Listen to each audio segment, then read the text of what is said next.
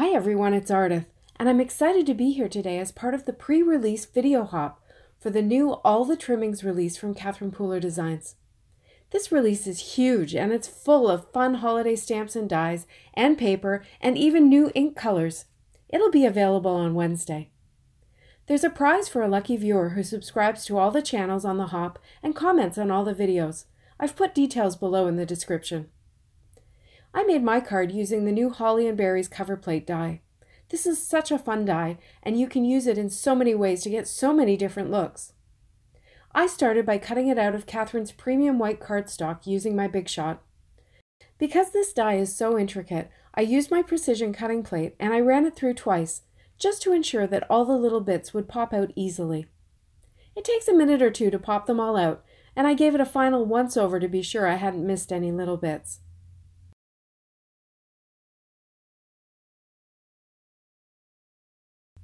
My plan was to use it as a Christmas tree, so I got out my trimmer and I cut a triangle shape by cutting from one corner of the bottom to the center of the top.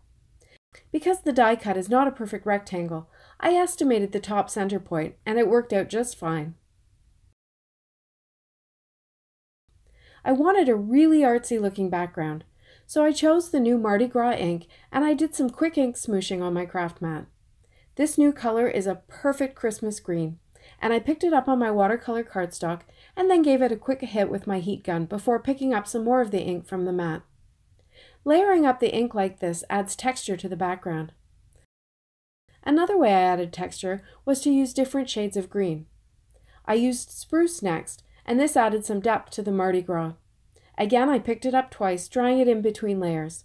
As long as you dry between the layers, these inks will layer up and you'll see the spots and areas of all the different colors you used. I finished off with lime murky to add a bit of yellow to the green.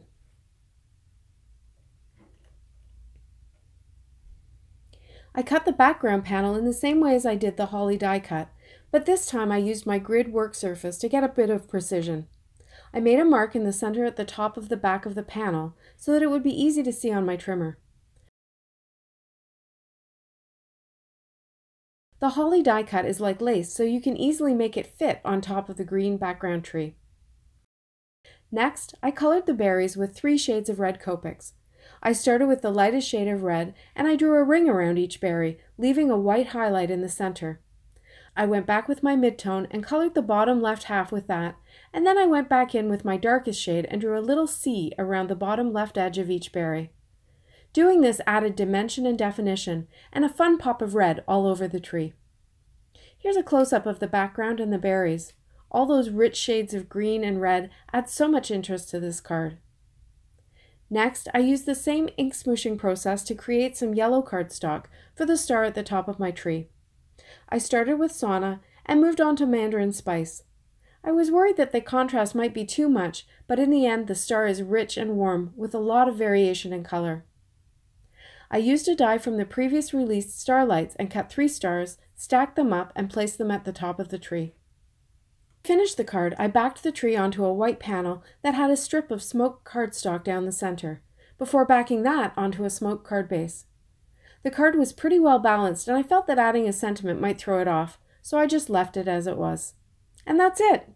I hope you enjoyed this video. Be sure to hop along with the rest of the videos on the hop. Subscribe and leave comments for your chance to win. Thanks so much for watching. Have a great day.